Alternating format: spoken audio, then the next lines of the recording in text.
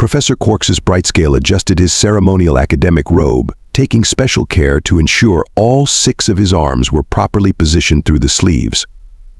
The iridescent fabric shimmered under the soft glow of the quantum lights in his private office at the Galactic University's Department of Xenomythology. Another day, another chance to enlighten young minds about the absurdity of ancient galactic legends, he muttered to himself, checking his reflection in the polished durasteel wall. His scales gleamed a perfect shade of azure, exactly what one would expect from the youngest tenured professor in the university's 12,000-year history. The chronometer chimed pleasantly, indicating it was time for his favorite class, Mythological Species 401 Humans Facts vs. Fiction. He gathered his teaching materials, including his prized collection of supposedly authentic human artifacts, all obvious forgeries, of course, and made his way to Lecture Hall 7. The corridors of the university buzzed with activity. Students from across the galaxy hurried to their classes, some floating, others crawling, a few rolling, and many walking on various numbers of appendages. Professor Brightscale nodded graciously to several colleagues as he passed, including Professor Luminara from Quantum Poetry Studies, who was currently teaching a fascinating course on the relationship between particle physics and haikus. As he entered the lecture hall, the familiar sight of his diverse student body greeted him. In the front row, young Squishella, a gelatinous mass of transparent protoplasm, wobbled excitedly. Behind her, Razorback, a crystalline entity from the silicon-based life sector, refracted light in complex patterns, their species' way of showing enthusiasm. "Good morning, class," Professor Brightscale announced, using all 6 arms to arrange his materials on the hovering podium. "Or good evening for those of you from nocturnal worlds. And good middle phase for our friends from the quantum realm who experience time non-linearly." A chorus of greetings in various frequencies, chemical signals, and telepathic pulses responded. Professor Brightscale smiled, revealing his perfectly maintained ceremonial fangs, another mark of his prestigious position. "Today we continue our fascinating exploration of one of the galaxy's most persistent myths, humans," he pronounced the word with scholarly disdain. "These supposedly bipedal beings from the legendary planet Earth have captured the imagination of countless species for millennia. But as we'll discuss today, the very features that make them so captivating also prove their fictional nature." He activated the holographic display, projecting a series of images showing alleged human achievements. Note the obvious artistic exaggerations in these ancient documents. The idea that any species could survive with only 2 eyes, no backup organs, and skin so thin you can see through it. Preposterous. From the middle of the classroom, TZZs, a hive mind colony of microscopic organisms arranged in the shape of a traditional university chair, raised their collective consciousness to ask a question. "Professor, what about the recent reports from the Outer Rim?" "Ah, yes," Professor Brightscale waved 3 of his arms dismissively while using the other 3 to pull up more historical data. "The supposed human outpost discoveries. Clearly another case of overeager junior researchers misidentifying ruins. Really, the notion that a species could achieve spaceflight while still requiring regular periods of unconsciousness is simply absurd." The class dutifully took notes, their various appendages, psychic notepads, and biological recording organs capturing every word of his lecture. Professor Brightscale felt that familiar surge of satisfaction. Here he was, doing his part to dispel dangerous superstitions and replace them with solid, scientific fact. Little did he know, this would be his last normal lecture on human mythology. In fact, this would be his last normal anything for quite some time. Professor Brightscale activated the next holographic display, showing what purported to be a human performing something called a marathon. The entire class burst into various species-appropriate expressions of amusement. Even the normally stoic gas cloud twins, Nebula and Nova, rippled with mirth.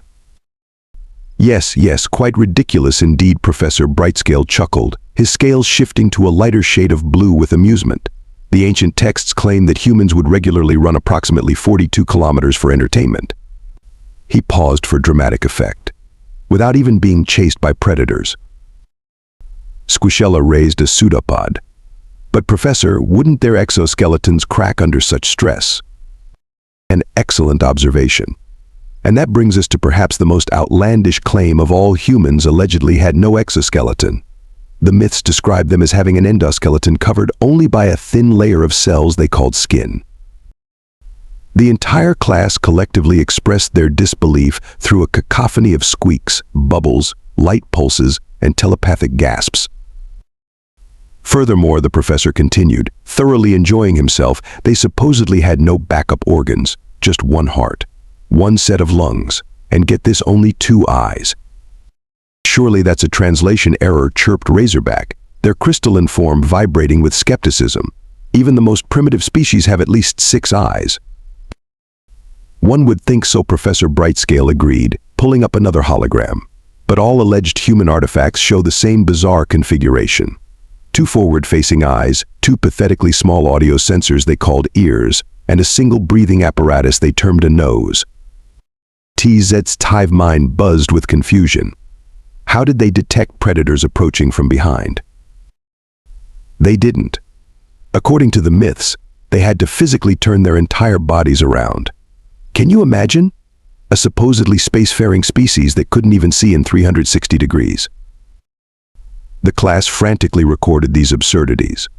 Professor Brightscale noticed several students had activated their secondary and tertiary brains to handle the overwhelming amount of illogical information. But wait, it gets better. He projected a new image. Humans supposedly spent 1/3 of their lives in a state of unconsciousness called sleep. They would become completely vulnerable for hours at a time, lying horizontally with their eyes closed. Professor interrupted Photonia, a being of pure light who had to wear a containment suit to attend class. Are you suggesting they voluntarily became comatose every day? Precisely. And here's the truly preposterous part: they claimed this state was necessary for their survival. A species that regularly renders itself helpless, achieving space travel. Pure fantasy. Professor Brightscale moved on to his favorite part of the lecture. Now let's discuss their claimed environmental adaptations. According to legend, humans could survive in temperature ranges from 258 to 310 degrees Kelvin without any genetic modifications or protective equipment. They could allegedly process multiple types of organic matter for energy, including substances that would be toxic to most species. That's thermodynamically impossible, protested Nova, their gaseous form swirling with indignation. Exactly. And yet the myths persist. They even claim humans could repair broken bones, yes, their internal calcium-based support structures without medical intervention, just by continuing their normal functions. The professor pulled up his pride and joy, a holographic representation of supposed human physical capabilities. Look at these numbers. They claim humans could generate enough force to lift several times their own body weight, that they could continue moving for hours after sustaining injuries that would kill most species, that they could survive the loss of entire limbs through a process they called healing.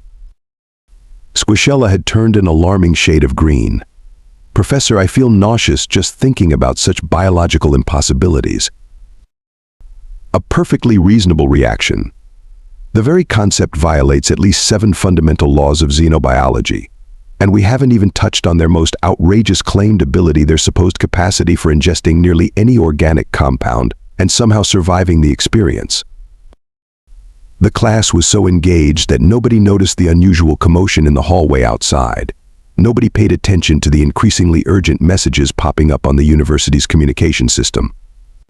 And absolutely nobody, least of all Professor Brightscale, noticed the group of tall, bipedal figures being escorted toward Lecture Hall 7 by the university dean herself. Professor Brightscale was in his element, gesturing with all 6 arms as he prepared to reveal his crowning piece of evidence against human existence. And now, class, prepare yourselves for the most absurd claim of all. These mythical humans supposedly had the ability to. The lecture hall doors swung open with a dramatic whoosh. The university dean, Ambassador Xelixia, glided in on her anti-gravity platform. Her bioluminescent antennae were pulsing with an unusual shade of excitement. Professor Brightscale, my sincerest apologies for interrupting your lecture, but we have some rather significant guests. Behind her walked on 2 legs 5 tall figures. The entire class went silent. Even the quantum probability students, who existed in multiple states simultaneously, condensed into single shocked expressions. The tallest of the bipedal beings stepped forward. Ambassador Rebecca Sullivan, representing the United Earth Federation, she smiled, displaying a row of flat teeth that somehow seemed more terrifying than any predatory fangs. We heard this was a class about human mythology. Hope you don't mind if we audit. Professor Brightscale's scales shifted through 7 different colors before settling on a sickly pale green. His primary heart stopped. Thankfully, his backup hearts kept him functioning. You butt. Oh, please, continue. Another human stepped forward, this one wearing what appeared to be some kind of uniform. Commander James Thompson, UF Military Liaison. I'm particularly interested in hearing about these absurd claims regarding human endurance. The professor's teaching materials slipped from his suddenly numb hands, all 6 of them. The holographic display still showed his carefully prepared presentation titled, "Why Humans Cannot Possibly Exist, a Scientific Analysis." Squishella, bless her protoplasmic heart, raised a pseudopod. Excuse me, are you saying you're actually real? Ambassador Sullivan laughed, a sound that sent shivers through every species in the room capable of experiencing shivers. Last time I checked, though I have to admit, that existential philosophy course I took in college did raise some interesting questions.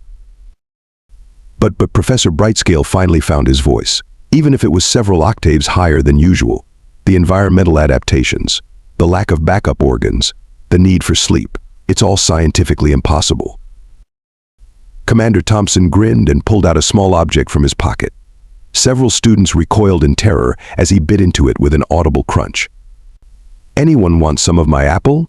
Single origin, grown on Earth, completely safe for human consumption, though I should warn others it might contain compounds your species would consider toxic.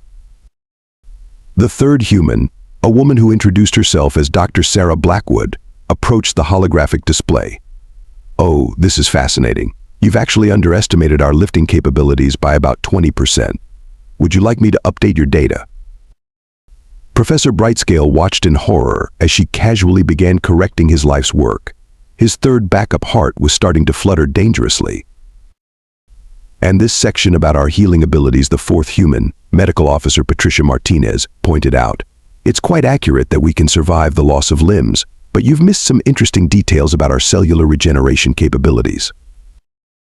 The fifth human, cultural attaché Michael Okonjo, was busy answering a rapid-fire series of questions from the increasingly excited students. Yes, we really do sleep. No, we don't consider it particularly dangerous. Yes, we can see behind us, we just turn our heads. No, we don't miss having extra arms, though I must admit Professor Brightscale's dexterity is impressive. But the historical records, Professor Brightscale waved his arms frantically at his collection of artifacts. These are all clearly forgeries. Ambassador Sullivan peered at the display case. Actually, that's a genuine 21st century iPhone. Though I should mention it's being displayed upside down. The professor slumped into his hover chair, all 4 legs buckling beneath him. His prized collection, his published papers, his entire academic career all built on the premise that humans were mythological creatures.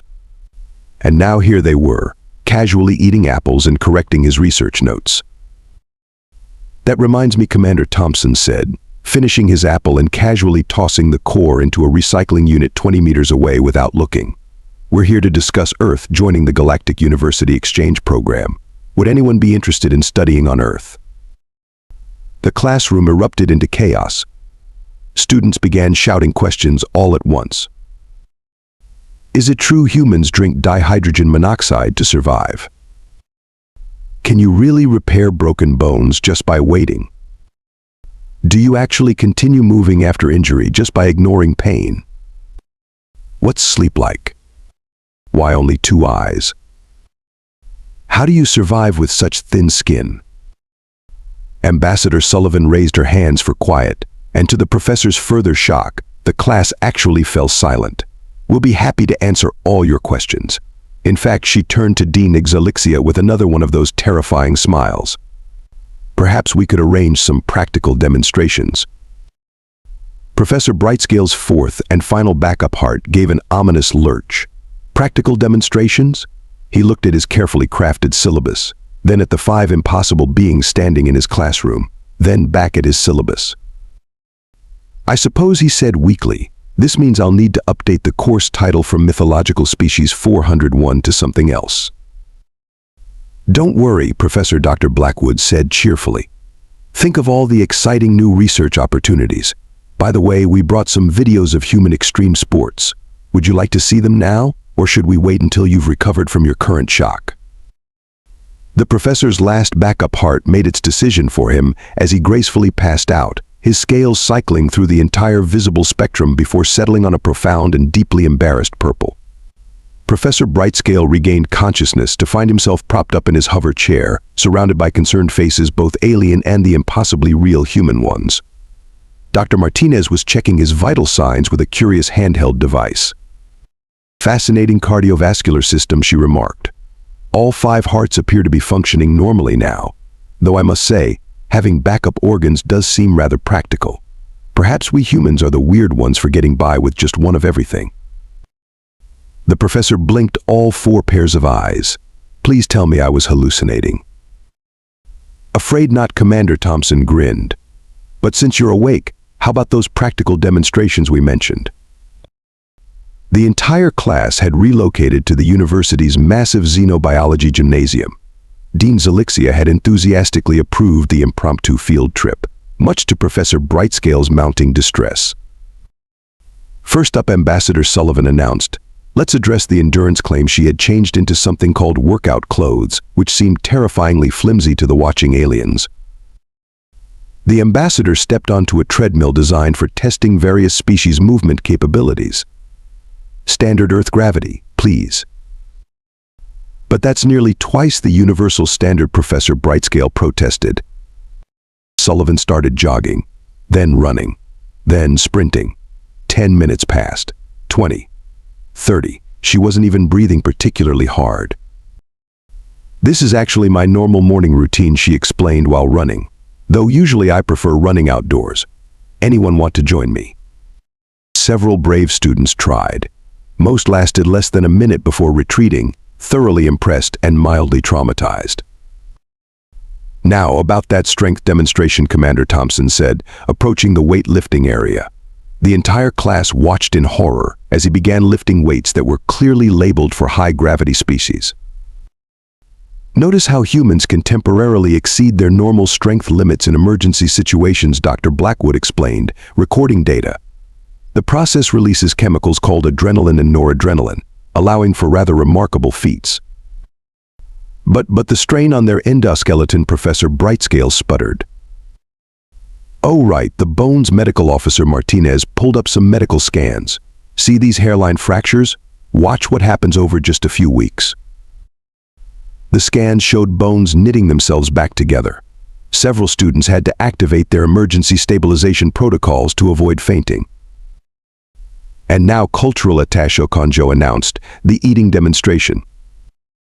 He proceeded to consume items that made the entire Xenobiology department question their understanding of digestive systems. Sweet, sour, spicy, bitter, the human showed no signs of distress. "Here's a fun fact," Okonjo said between bites. "Some humans actively seek out foods containing capsaicin, a compound that triggers pain receptors for entertainment." For entertainment, Professor Brightscale felt his scales beginning to fade again. "Oh yes, and wait until you hear about our tolerance for caffeine, a neurotoxin we regularly consume for pleasure." Squishella, who had been bouncing excitedly through all the demonstrations, raised a pseudopod. "What about the sleep thing? Can we see that?" "That might take a while," Ambassador Sullivan laughed. "But we did bring brain scan data showing neural activity during various sleep cycles." The professor watched in growing resignation as his students crowded around the humans, asking increasingly detailed questions. Razorback was particularly interested in the concept of human sports, especially after Commander Thompson showed videos of something called parkour. Question TZ's hive mind buzzed. The historical records mention humans would continue fighting even after sustaining significant damage. How is this possible without a distributed nervous system? "Ah, you mean like this?" Commander Thompson rolled up his sleeve to reveal several scars. "Broke this arm in 3 places during a training exercise. Kept going for another hour before seeking medical attention." The entire class stared in a mixture of horror and awe. Professor Brightscale made a small whimpering noise. But perhaps the most interesting aspect of human capability, Dr. Blackwood added, is our adaptability. We can survive in almost any environment with minimal technological assistance. Here's data from our colonies on worlds ranging from 0.3 to 2.1 standard gravity. Professor Photonia's light patterns showed concern. Are you all right? Your scales are doing that color cycling thing again.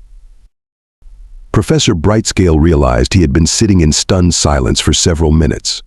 His entire understanding of xenobiology, decades of research, countless published papers, all undone in a single afternoon by 5 humans who seemed to be enjoying themselves far too much. I suppose this means my upcoming book, The Logical Impossibility of Human Existence, will need some minor revisions, he managed weakly. Oh, don't worry about that, Ambassador Sullivan said cheerfully. We'd be happy to help you revise it. In fact, we're inviting xenobiologists to Earth for extended research opportunities. Would you be interested in studying actual human communities? The professor looked at his students, who were now excitedly discussing potential Earth exchange programs. He looked at his carefully crafted lecture notes, now thoroughly annotated with corrections by the humans. He looked at the medical scans showing biological capabilities that defied everything he thought he knew about physics and evolution. I would like that very much, he said finally. Though perhaps we should start with basic safety protocols. How do you avoid accidentally crushing things with your apparently ridiculous grip strength? That's the spirit, Commander Thompson clapped him on the shoulder, causing all 5 of his hearts to skip a beat. Just wait until we tell you about human medical practices. Ever heard of something called acupuncture? The next few hours in the Xenobiology gymnasium turned into what the humans called a show and tell session. Professor Brightscale found himself taking notes with all 6 arms, his academic curiosity finally overcoming his professional embarrassment. So you're saying, he clarified, watching Ambassador Sullivan demonstrate something called yoga, that humans deliberately contort themselves into these positions for relaxation. An exercise, Sullivan responded while somehow balancing her entire body on just her hands. This particular pose is called a handstand. Pretty basic stuff, really. The professor's note-taking intensified. Basic? Basic? You're supporting your entire body weight on your smallest limbs, without any anti-gravity assistance. Nearby, Commander Thompson was explaining the concept of martial arts to an enthralled group of students. Sometimes we practice fighting techniques just for fun or exercise, he explained, moving through a series of fluid motions that made the professor seriously question his understanding of bipedal balance. But how do you avoid serious injury? Razorback asked, their crystalline form vibrating with curiosity. Oh, we do get injured, Thompson grinned. That's half the fun. Check this out, he pulled up his shirt to reveal more scars. This one's from a sparring match, this is from rock climbing, and this one actually that's from trying to cook breakfast. You deliberately practice combat while injured and consider it entertainment. Professor Brightscale felt his scales starting to shift colors again. Professor Dr. Blackwood called out excitedly, come look at these cellular regeneration rates. Your paper on the theoretical limits of biological repair mechanisms needs some major updates. The professor hovered over to the research station, where his carefully documented theories were being cheerfully demolished by actual data. To his own surprise, he found himself suggesting revisions and asking increasingly specific questions. Fascinating. So the mechanical stress actually promotes bone density increase, and you say children's bones heal even faster. Speaking of children, Medical Officer Martinez added, wait until you hear about human pregnancy. The way the female body completely rearranges internal organs to accommodate fetal development is quite remarkable. Several students who had been considering xenobiology specializations in human studies suddenly decided to explore other options. Cultural attaché Konjo had set up what he called a snack table, displaying various human foods. The professor watched in horrified fascination as his students cautiously sampled human-safe versions of Earth cuisine. This substance, Squishella wobbled excitedly, you call it chocolate. And it's not classified as a controlled substance. Nope. Though some people do say it's addictive, Okonjo laughed. Wait until you try coffee. Professor Tzi's hive mind buzzed thoughtfully. Given this new evidence, perhaps your next paper could focus on how humans have been misclassified as impossible, rather than just highly improbable. Professor Brightscale found himself nodding enthusiastically. Yes, exactly. And we'll need to completely revise our understanding of evolutionary constraints. Ambassador Sullivan, you mentioned something about human settlements in variable gravity environments. Already sending you the data, Sullivan smiled. Though you might want to sit down for the section about extreme sports. Have you heard of something called base jumping? The next hour was filled with videos that made the professor grateful for his multiple hearts. Humans throwing themselves off cliffs with minimal safety equipment. Humans diving into ocean trenches. Humans climbing frozen waterfalls. Humans running through fires. All, apparently, for recreation. But why, he finally managed to ask. Because it's fun, all 5 humans answered in unison. Sometimes, Commander Thompson added, because it's there. That's not a logical reason, the professor protested. Welcome to studying humans, Dr. Blackwood patted him sympathetically with her terrifyingly strong grip. We're doing things because they're fun, challenging, or just because no one else has done them, yet are perfectly valid motivations. The professor looked around his gymnasium-turned-classroom. Squishella was attempting to learn human dance moves with predictably gelatinous results. Razorback was comparing crystalline growth patterns to human nail and hair growth. The gas cloud twins were trying to understand the concept of human swimming. His students were learning. They were excited. They were engaged. And he had to admit, so was he. Very well, he announced, straightening his academic robes. I propose we transform this class into an actual xenobiology course on human capabilities. With practical demonstrations, he shuddered slightly at the last part. Excellent idea, Ambassador Sullivan beamed. In fact, we're setting up a student exchange program. How would your class like to visit Earth? The resulting excitement nearly overloaded the gymnasium's emotion-dampening fields. 1 week later, Professor Brightscale stood before the Galactic University's academic board, all 6 arms clutching various data pads and research materials. His scales had finally settled into a confident shade of blue again, though they still occasionally flickered with embarrassed purple when he thought about his previous lectures. Distinguished colleagues, he began, I come before you today to propose a complete overhaul of our xenobiology curriculum, particularly regarding human studies. As recent events have made abundantly clear, my previous research contained certain oversights. In the audience, Ambassador Sullivan and her team gave encouraging thumbs up, a human gesture the professor had learned meant approval rather than a threat display. First, he activated his holo presentation. I suggest renaming Mythological Species 401 to Applied Human Studies, a practical guide to improbable biology, with regular guest lectures from actual humans, of course. Dean Xelixia's antennae glowed approvingly. And the practical demonstrations you mentioned. Yes, well, the professor's scales rippled slightly.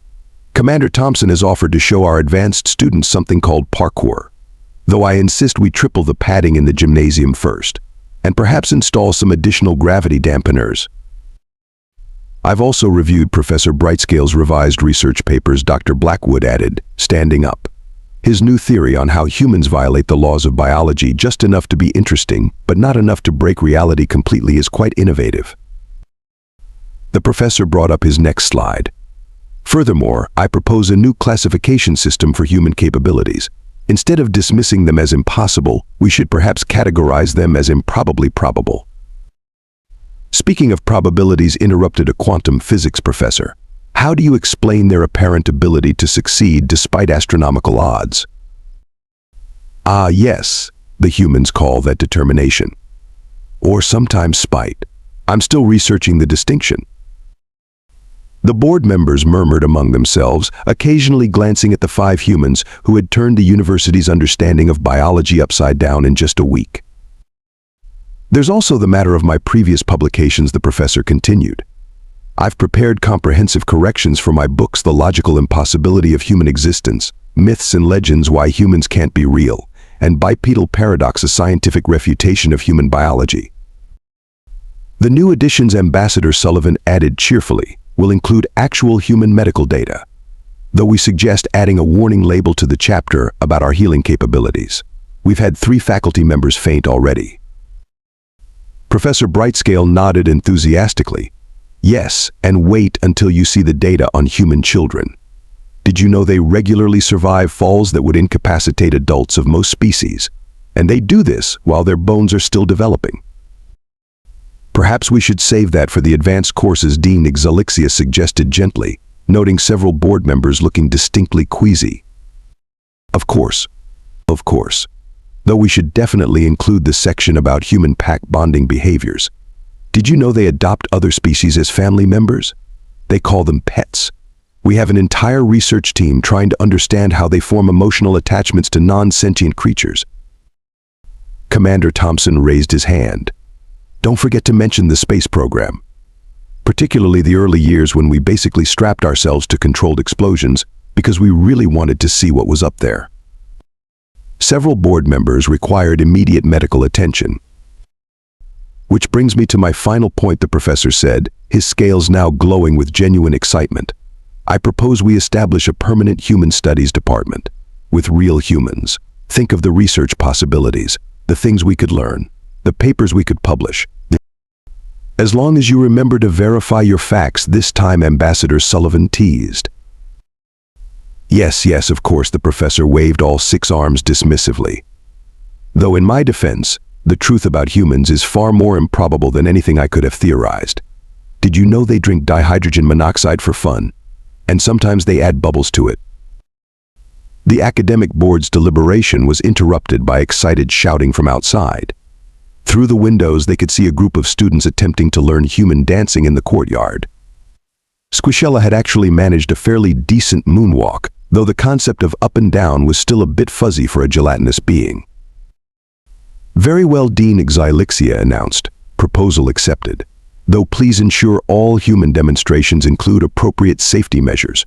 We're still repairing the quantum probability field after Commander Thompson showed the physics department something called a backflip. Wonderful, Professor Brightscale beamed. Now, about next semester's curriculum. Ambassador Sullivan has agreed to teach a course on human sports and recreation activities, though we may need to update the university's insurance policies first. As the meeting concluded, Professor Brightscale found himself already planning future lectures. True, his previous research was now better suited as comedy material than scientific literature. And yes, he would never live down the video of him fainting when the humans first arrived. But none of that mattered. He had an entirely new field of study to explore, filled with impossible beings who did impossible things for impossible reasons. And somehow, that made perfect sense. Professor Ambassador Sullivan approached with that now familiar terrifying smile. Ready to start working on your new book? We thought we could call it Humans Breaking the Laws of Biology Since 300,000 BCE. Excellent title. Though perhaps we should add a subtitle. Something like a practical guide to improbable evolution. Perfect. And for the cover image, we have some great shots of human extreme ironing competitions. Professor Brightscale's scales cycled through several colors before settling on a confused orange. Extreme ironing. Oh yes, it's when humans combine doing household chores with extreme sports, like ironing clothes while skydiving. The professor's scales went completely transparent. I think we should save that for the advanced curriculum. And somewhere in the vast expanse of space, the concept of logic threw up its metaphorical hands and went on vacation.